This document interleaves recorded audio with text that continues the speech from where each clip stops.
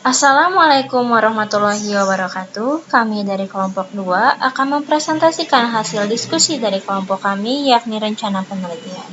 Selamat menyaksikan. Assalamualaikum warahmatullahi wabarakatuh. Perkenalkan, nama saya Fauzia Firdaus. Di sini saya akan memaparkan sedikitnya mengenai pengertian dari rencana penelitian. Apa sih rencana penelitian itu? Rencana penelitian atau rancangan penelitian adalah kerangka atau sketsa yang didesain oleh peneliti sebagai rencana penelitian atau research plan. Nah, rancangan penelitian yang diajukan untuk dapat persetujuan melakukan penelitian biasanya disebut proposal penelitian. Ada pendapat yang mengatakan bahwa rancangan penelitian bisa disebut juga desain penelitian. Antara rencana penelitian dan desain penelitian meskipun secara definitif berbeda, keduanya bisa disebut sebagai bagian dari rancangan penelitian. Dalam arti sempit, rancangan penelitian itu meliputi proses pengumpulan dan analisis data, sedangkan dalam arti luas meliputi keseluruhan proses penelitian dari perencanaan sampai pelaporan. Terima kasih. Baiklah, sekarang saya akan menjelaskan tentang judul usulan rencana penelitian. Yang pertama itu judul. Judul itu merupakan etalase dari suatu penelitian yang menampilkan keseluruhan rencana penelitian. Nah, syarat judul yang baik itu, yang pertama itu ada menarik minat peneliti, manageable, mengandung kegunaan praktis, tersedia cukup data, tidak duplikasi dari penelitian lain, bersifat variabel yang akan diteliti, berisi variabel yang akan diteliti, terus berupa kalimat pernyataan dan juga jelas dan singkat. Nah, yang kedua itu ada latar belakang masalah. Latar belakang masalah itu merupakan pengantar yang menjelaskan secara singkat materi penelitian yang ditulis secara sistematis dan terarah. Nah, yang ketiga itu ada rumusan masalah. Rumusan masalah itu dapat berupa pernyataan masalah atau pertanyaan masalah. Nah, yang keempat itu ada tujuan penelitian. Tujuan penelitian itu hendaknya diuraikan singkat dan jelas serta menggunakan kata yang bersifat operasional sehingga menguraikan, terus mengidentifikasi, menggambarkan. Nah, terus yang kelima itu ada manfaat penelitian.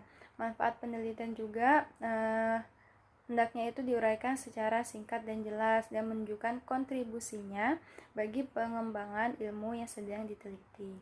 Sekian dari saya, terima kasih. Oke, saya akan melanjutkan pembahasan dari sistematika usulan rencana penelitian. Di antaranya yaitu terdapat kajian pustaka. Kajian pustaka ini berisikan teori-teori yang berdasarkan dengan penelitian dan harus sesuai atau relevan dengan pembahasannya. Dan selanjutnya ada kerangka berpikir atau hipotesis. Nah, kerangka berpikir atau hipotesis ini merupakan dugaan sementara dan bukanlah hal yang mutlak dalam penelitian. Dan isinya ini mencakup kerangka penelitian, terus variabel dan subvariabel, populasi dan sampel, terus teknik pengumpulan data, uji validitas, dan juga reliabilitas dalam analisis data. Yang selanjutnya ada jadwal dan lokasi penelitian, yaitu rencana dan waktu penjadwalan lokasi penelitian yang akan dilakukan nanti. Nah, jadwal ini meliputi persiapan, terus ada kegiatan pelaksanaan dan juga pelaporan. Nah, selanjutnya ada lampiran. Lampiran ini antara lain ada daftar pustaka.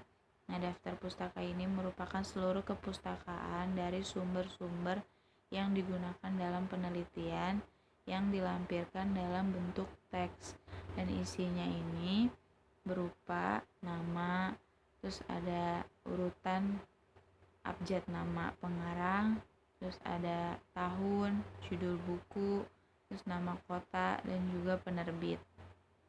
Oke, sekian dari saya. Terima kasih. Bismillahirrahmanirrahim. Assalamualaikum warahmatullahi wabarakatuh. Perkenalkan, saya Latifah Asmulasari, NIM 036. Di sini saya akan mencoba menjelaskan tentang syarat-syarat usulan rencana penelitian. Sebuah proposal penelitian dapat dikatakan bagus apabila memenuhi beberapa persyaratan di antaranya. Yang pertama, Sistematis artinya sesuai dengan pola tertentu dari sederhana hingga kompleks. Proposal harus dapat memberikan gambaran tentang rencana penelitian yang akan dilakukan. Susunan dalam proposal dapat bervariasi tergantung kebijakan institusi, namun biasanya harus mengandung latar belakang masalah, rumusan masalah, tujuan, manfaat, rencana metodologi yang akan digunakan, dan alat ukur yang akan digunakan. Selanjutnya yang kedua ada terencana, artinya proposal yang baik harus memuat langkah-langkah penelitian lengkap dengan jadwal pengumpulan data, analisa data, hingga pelaporannya. Lalu yang ketiga mengikuti konsep ilmiah, jadi sebuah proposal harus mengikuti kaidah penulisan ilmiah, baik tata cara penulisan dan tata bahasa yang akan digunakan. Di sini saya akan mempresentasikan mengenai seminar usulan penelitian. Seminar usulan penelitian adalah penyampaian usulan penelitian tugas akhir mahasiswa di hadapan dosen penguji dan mahasiswa lain yang berasal dari jurusan atau program studi yang sama.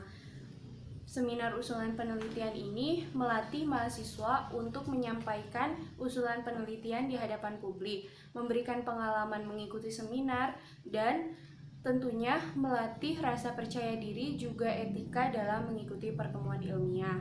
Untuk dapat melaksanakan seminar usulan penelitian, ini harus dihadiri oleh dosen penguji minimal 2 orang, dosen pembimbing, dan mahasiswa lain minimal 10 orang, juga undangan lain yang dirasa perlu. Dalam pelaksanaannya, mahasiswa yang akan mengikuti seminar usulan penelitian nantinya akan menyampaikan usulan penelitian selama 20 menit, dan jika sudah selesai maka diberikan waktu selama 30 menit kepada dosen penguji, mahasiswa yang menghadiri seminar, juga undangan lain untuk memberikan pertanyaan, untuk menanggapi ataupun memberikan saran. Jika usulan penelitian ini akhirnya diterima, maka mahasiswa yang mengikuti seminar usulan penelitian selanjutnya dipersilakan untuk melakukan penelitian untuk menyelesaikan tugas akhirnya. Terima kasih karena telah menonton video presentasi dari kelompok kami. Assalamualaikum warahmatullahi wabarakatuh.